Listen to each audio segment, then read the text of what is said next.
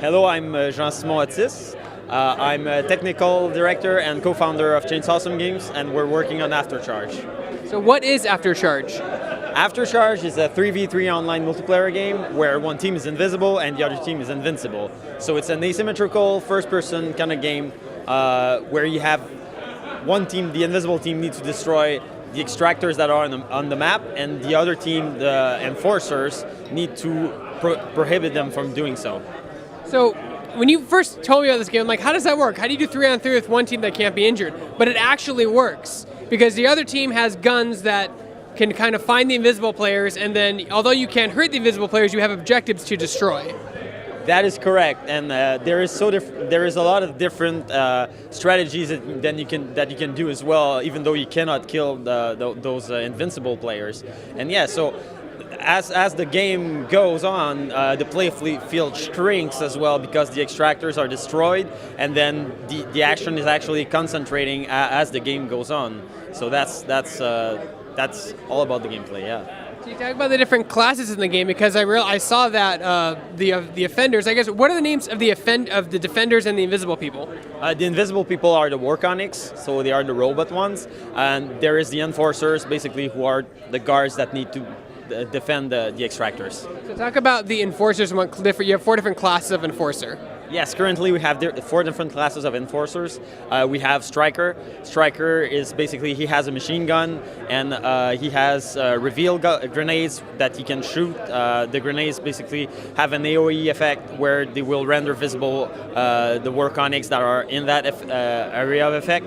And he also has airstrikes, where he just drops an airstrike, and then airstrikes basically fall down where he put it down. There is Liquidator. He has 2 guns. He can place down proximity mines that will knock back the players that actually toggle it. And he has a Tracker that will, when you place it on a Warconic, you can shoot homing bullets at that Warconic depending on where he's placed at. There is also Builder. Builder has a shotgun. He can place down walls and rechargeable extractor station, basically, where you can recharge your energy.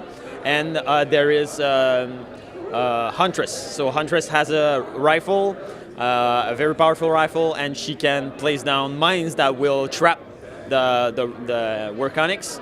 And also she can send her bot to track a robot, the Warconics that are walking around. Talk about the Warconics, the 4 different classes of those guys. So the Warconics, basically, they are very different from the guards. They need to send energy to each other to actually use skill points. We have bubbles. Bubbles drops down a big energy bubble that cannot be penetrated by bullets and guards. So you could basically trap a guard in that bubble, and then his teammates need to make sure that he's to shoot down the bubble to get him out. There's also Shockwave Glitch. Actually, he has the power to destroy placeable objects on the map. So if the enforcer were placing not grenades, but mines, walls, and everything, he can destroy them all in a fell swoop with using his skill. There is Cyclops, who can shoot a beam that will knock back the opponent and render them blinded. And then there is also Turbo, that just runs really fast. How important is team composition when you're playing this game? Really important. Actually, like, team play is insanely important. And the team composition changes really a lot on how you're going to be playing, because if you have, let's say, a builder in the enforcer team, you might just want to barricade places or just move around a dead body and just place walls all around and defend that body, because he's just going to be bait for the other robots that will come and revive him. So there's a lot of changes that can be done like that. If you place a rechargeable station on high ground, then you could just like go on top and spam grenades there, where normally there is no extractor and you cannot really stay there for long. So if you look at the robot side, if you were to not play a glitch, it's a bit dangerous, because you can be walking in a minefield and not actually know. But then if you have a glitch, you can make sure that he will be destroying them all as they are placing it, and then it makes it harder for them to just like trap you in and place an ambush. How do you go about balancing a game like this? It is quite hard. We're trying to balance it in a way that the Workonics are going to win a bit less. I'm explaining myself about this. It's because our competitive mode is going to be basically you're going to be playing one side. You're going to be playing both sides once, and the team that destroys the most extractors as the Workonics wins.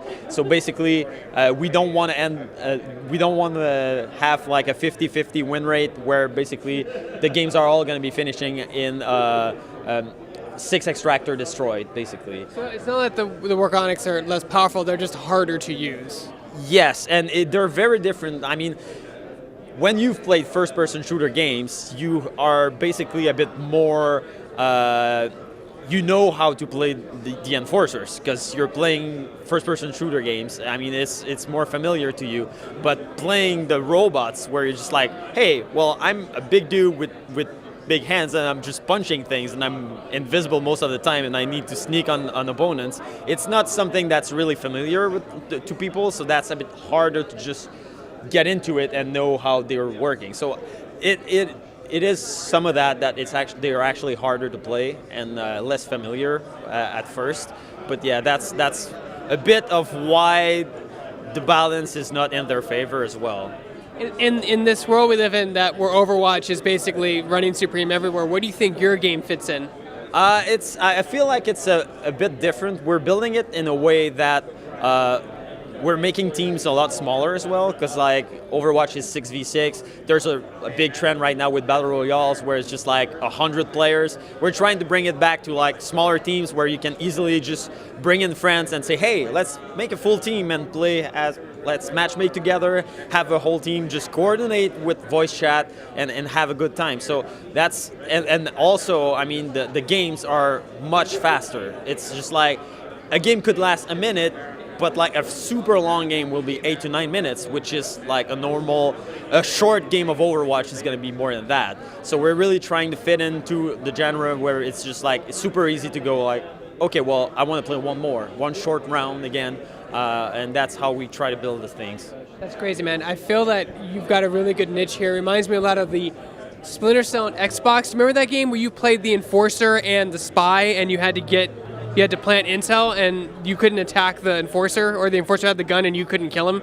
It's funny because just today you're like the third person to actually mention that game, and yeah, I haven't personally played it, so I'm just like, it's old game. So I know, but yeah, definitely it has come up a lot, so I guess that's not a bad thing. I know, yeah.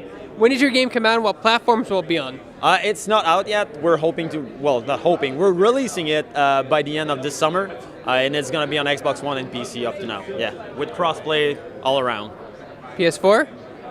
Not for launch. Nintendo Switch? I will not say anything more.